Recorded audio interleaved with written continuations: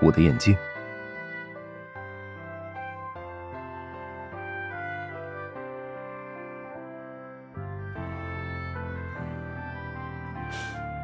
笨蛋，哪次你的先斩后奏没有得到我的同意？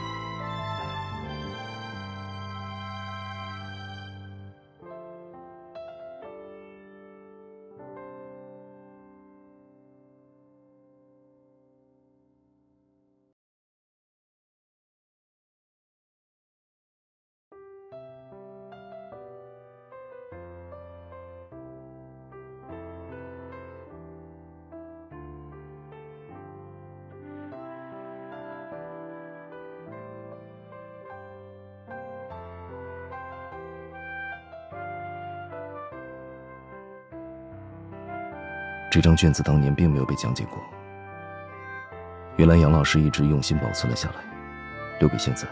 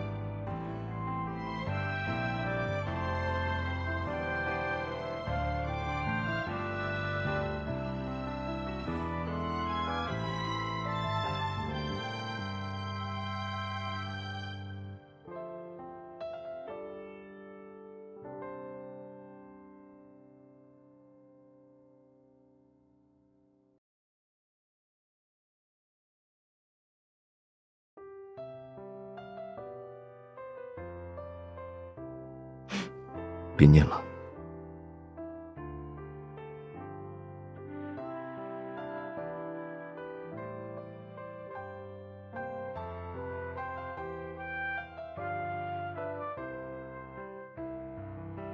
我知道扣分原因。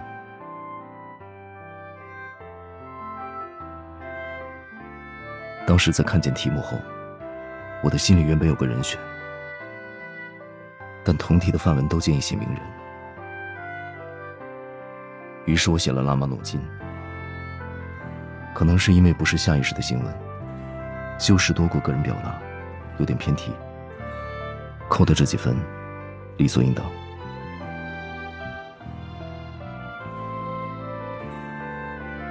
现在就在我面前。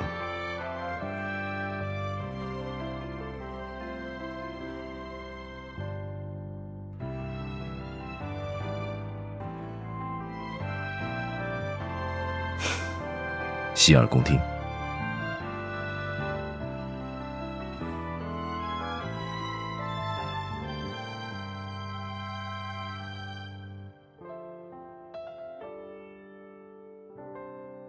单方面的社交不叫一起玩，只是跟屁虫。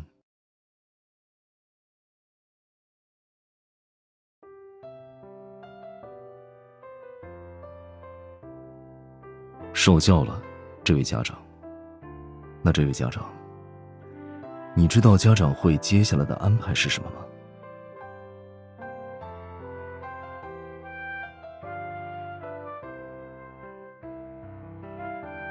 那某人恐怕要意外了。现在的家长会早就对形式做出了革新。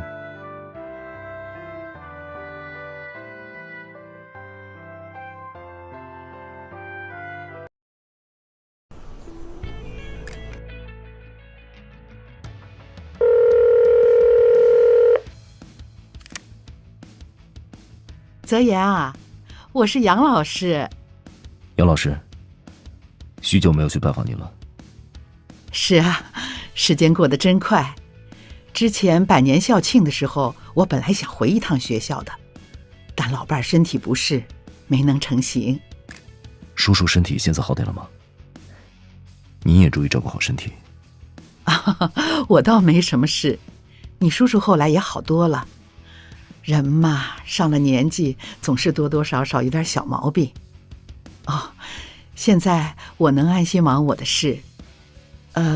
过几天我们准备搞个咱们班的小学同学聚会，你有时间来参加吗？我会尽量调整日常来参加。如果需要我协助组织，您尽管告诉我。那太好了，老师们都在考虑如何让聚会更有新意，具体的我们之后可以再讨论。哎，泽言啊，这几年不见，各方面都还顺利吧？一切顺利，公司的业务一直在拓展，只是平时比较忙。工作忙点好，说明蒸蒸日上嘛。但是也别忘了兼顾好平时的生活。你呀，小时候就是班上的骄傲，现在啊，成了大公司的总裁，更是老师们的骄傲。老师一直关注着你，看到你的成功，我们真的替你高兴。谢谢您的夸奖，我还需要更努力。老师们一直以来的教导，对我帮助很大。你呀，还是和上学时候一样谦虚。你毕业之后，也有许多学生来找我倾诉对未来的迷茫，我都会提起你，激励他们。您过誉了，这都是我的荣幸。您最近怎么样？家中的小咪还好吗？我呀，依旧吃嘛嘛香，小咪也是。虽然现在已经变成老咪了，但还算健康。老师记得你从小就喜欢猫，你临毕业那年我养了小咪，没想到你一直挂念到现在。毕竟它也是我小时候的玩伴。真是个善良的好孩子。你的事情应该不少，我就不占用太多你的时间了。聚会的详情等之后再和你商量啊。好的，杨老师，随时联系。那到时候我们聚会见。你平时工作忙，也要注意休息。谢谢老师关心，您和叔叔也多保重身体。知道了，泽言，再见。再见。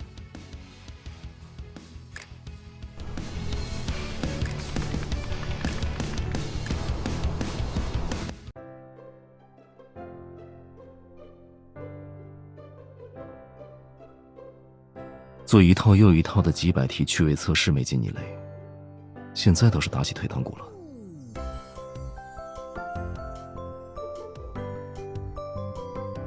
既然要当家长，自然没有半途而废的道理。快动笔吧，不然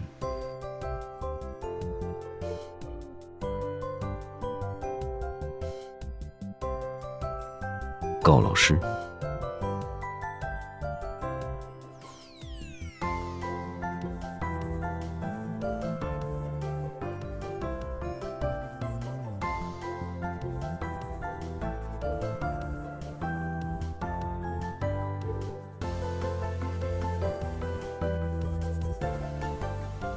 转变一下思考角度，写你的感受就好。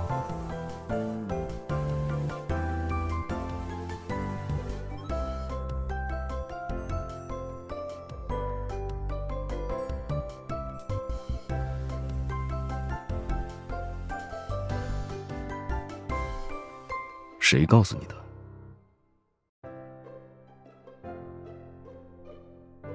大概是5年级的时候，我担任值周生，正在校门口检查入校同学有没有穿校服、戴红领巾。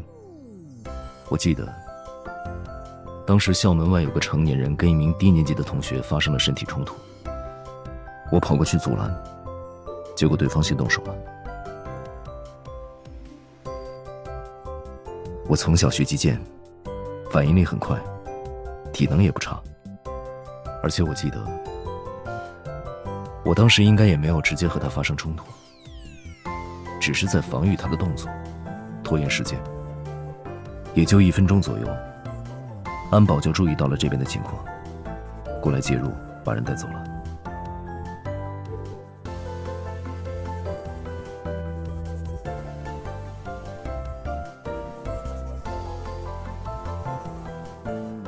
水平泛泛的恭维，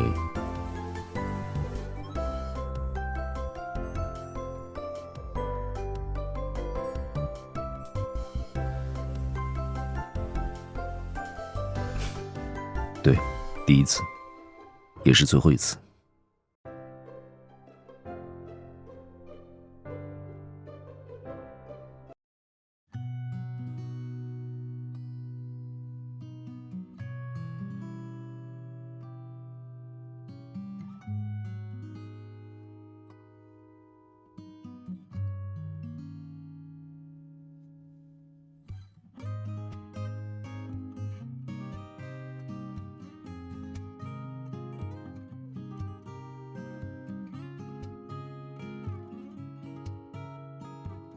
作答不详，扣分。这题怎么空着？不够真情实感，扣分。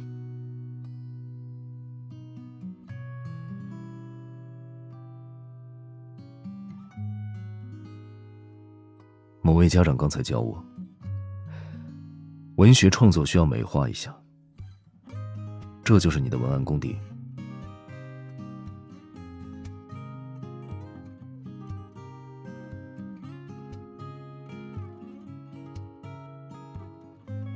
没有告诉过孩子的秘密，这道题分值高，需要认真写。谁告诉你卷子不是我出的？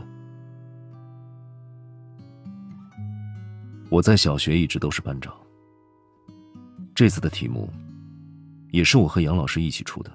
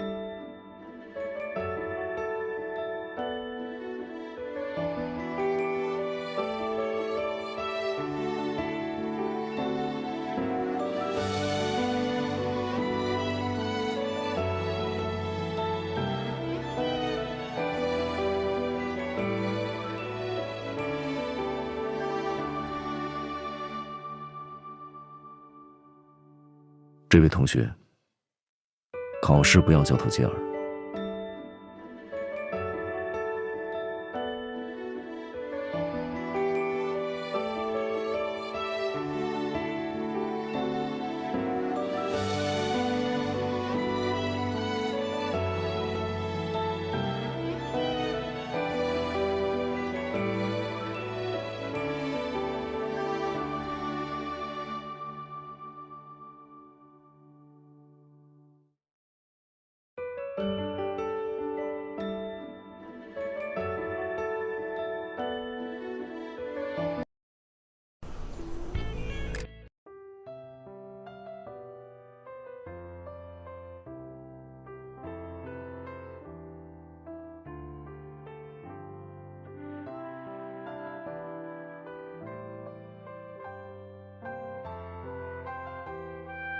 太慢了。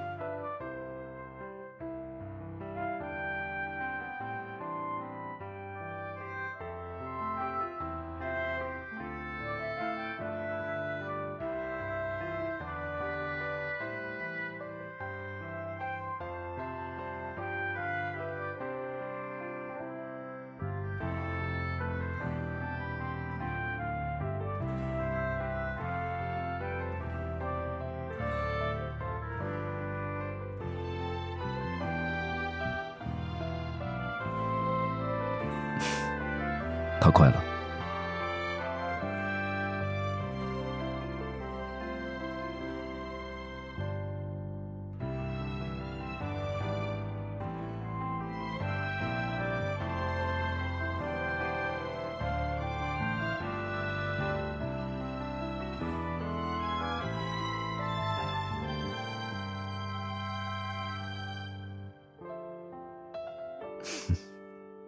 这只能叫做苦尽甘来。你现在不是当了英语老师？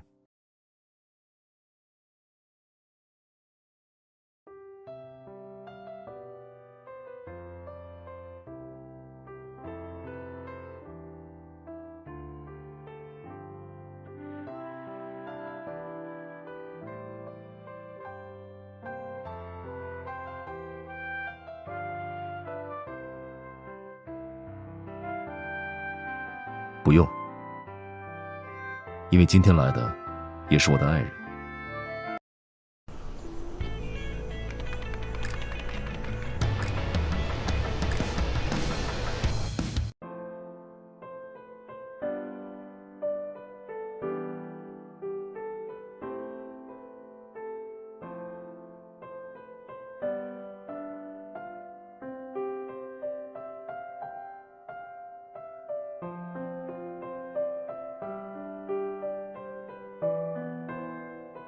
应该不会。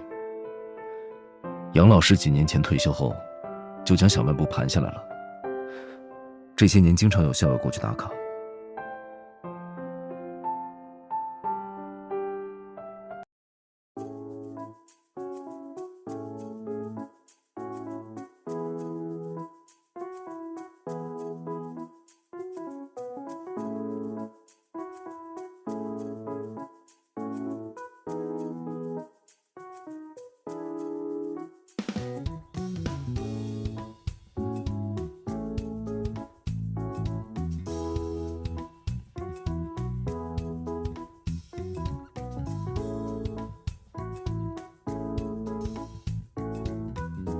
给我的零食呢？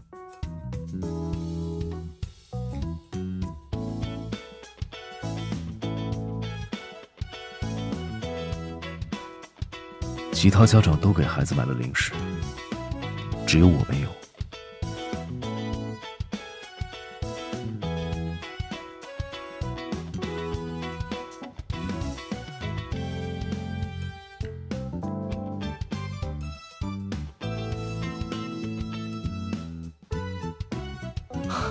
我没记错的话，今天是回到小学，不是幼儿园。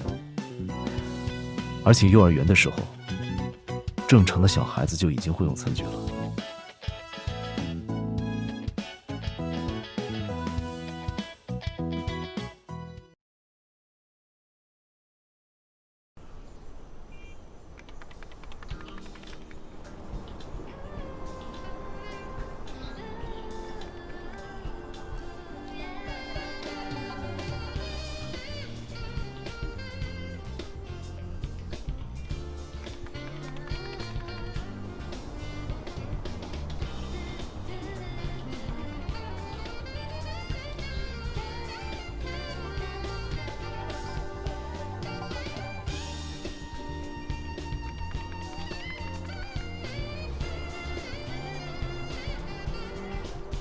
既然不是故意的，不负责擦干净了。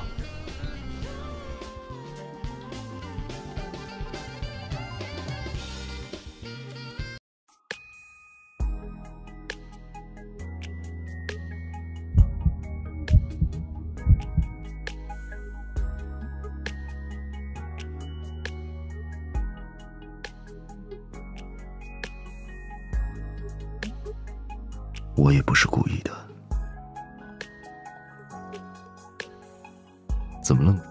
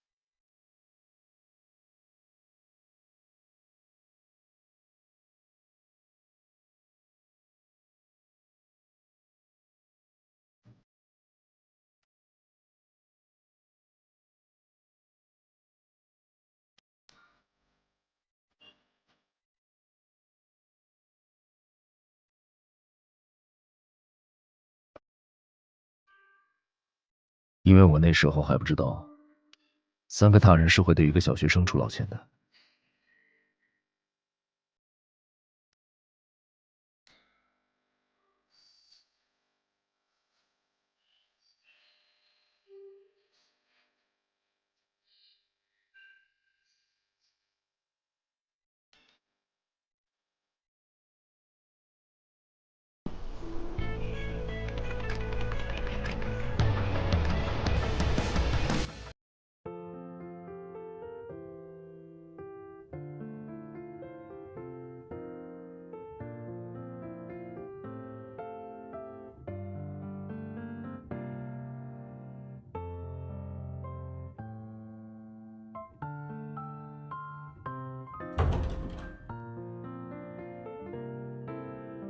看来，某人今天是打定主意套出我的黑历史了，是吗？那我给你1个亿，去其他地方实现你的梦想。我找人来帮忙看店。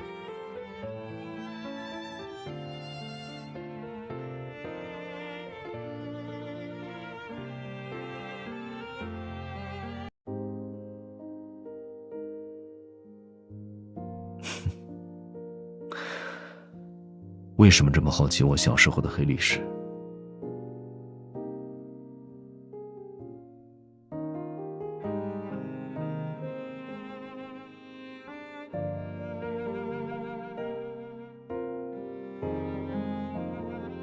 那就直接问我。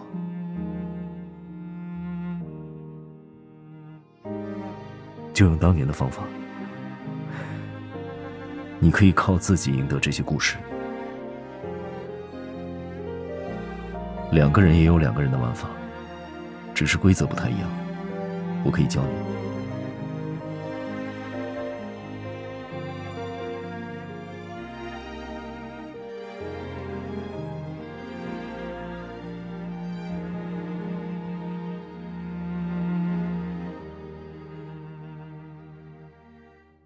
这就是我们当年打赌的地方。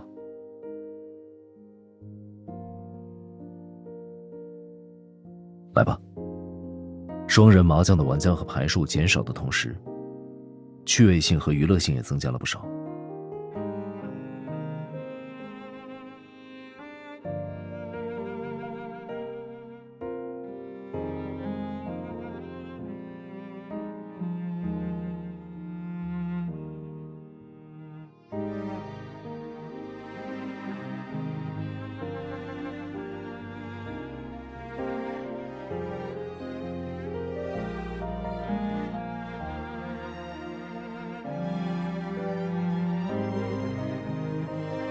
看某人的状态是都学会了。那练习时间结束，我们开始实战。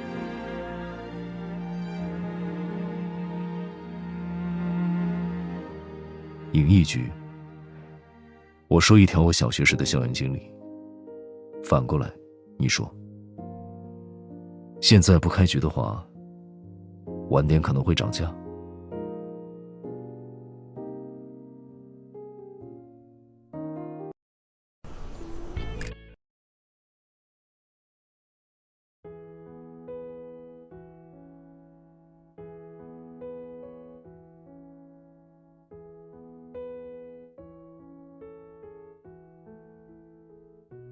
要买什么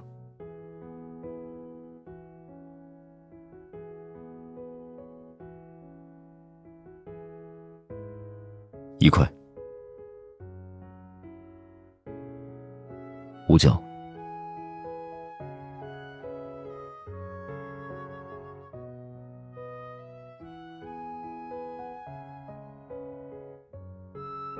慢慢说，不急。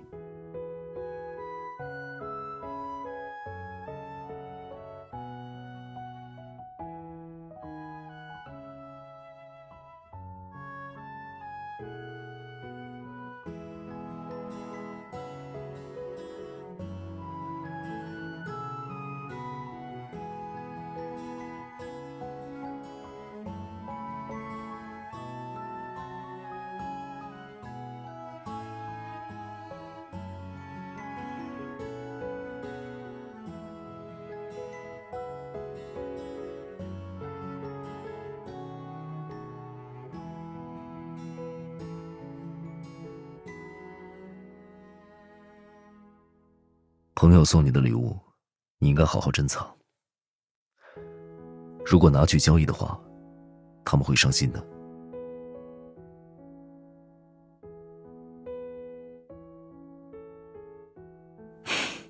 拿去吧，因为你的朋友肯定想让你吃掉他们。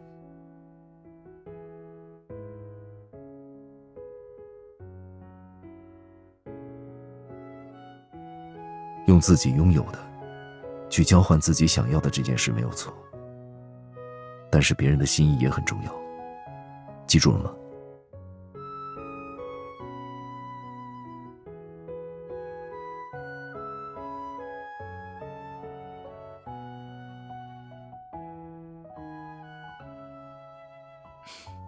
只是一个投资而已。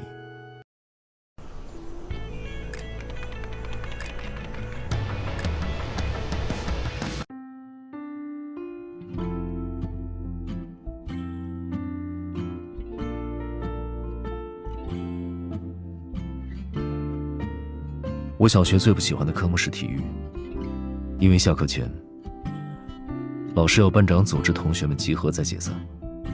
经过一堂体育课，同学们早就七零八落地散在了学校的各个角落，找起来很麻烦。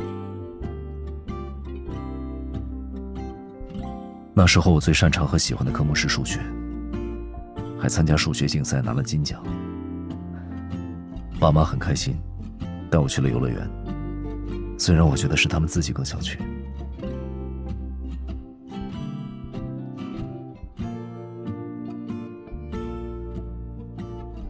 这不是校园经历，不在我们的赌局内。继续吧。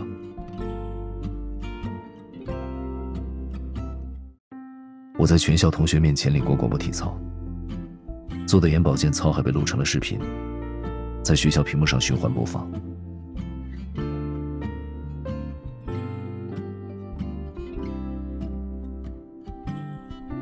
想得美。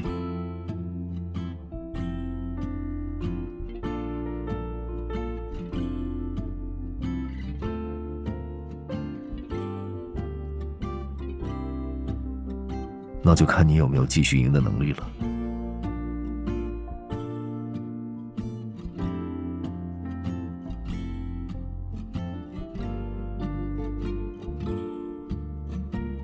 小学的时候，我很讨厌学校的食堂，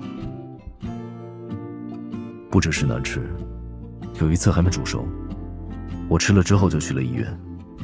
那之后我就组织了一次非法活动。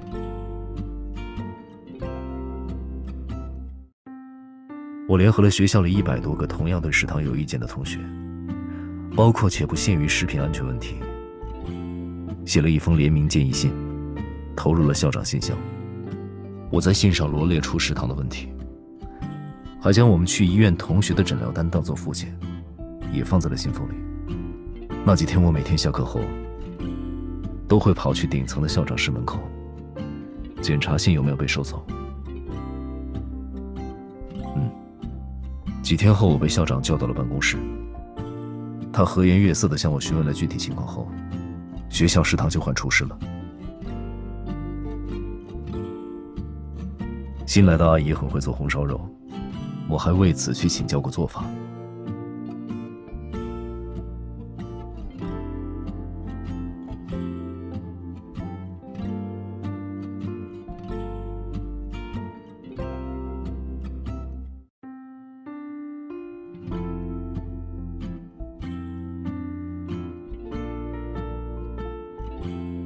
还继续吗？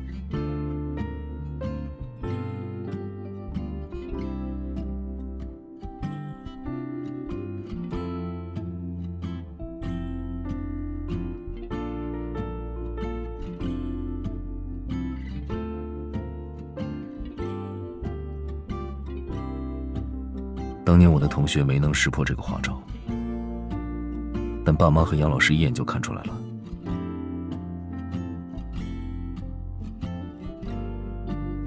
没想到还能在多年后瞒过某个笨蛋的眼睛。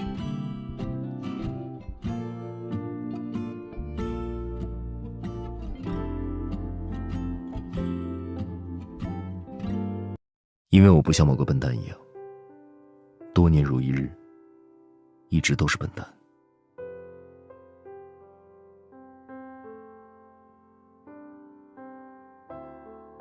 这么多年过去，参加家长会也好，打麻将套话也罢，还是像当年一样，喜欢好奇地追在我身后，不是笨蛋是什么？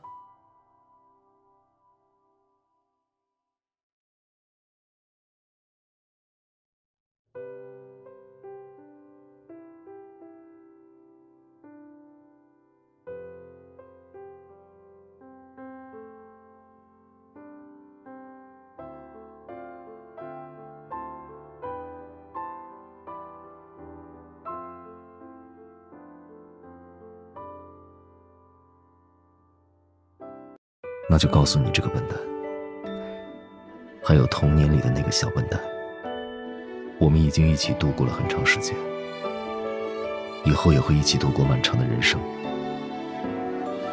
我们的人生轨迹早就彼此重合，不会分离了。没什么好遗憾的，我们在一起的时间会超越那些错过的时间。你到头来会发现，它其实很短，短到就像一个短暂的午睡，只要睁开眼，你就会看见，我一直就在你身边。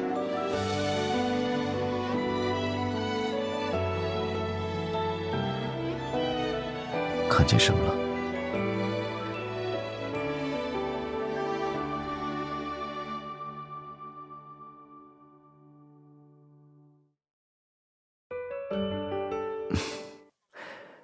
你看外面，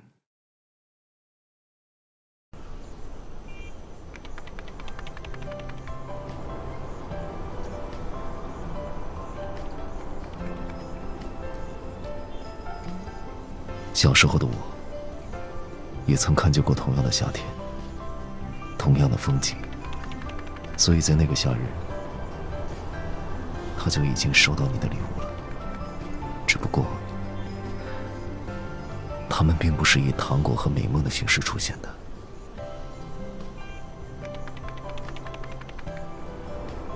是那些独自沉淀成长的一分一秒，和重逢后的一次次确认。这些礼物早就被我珍重收藏起来了。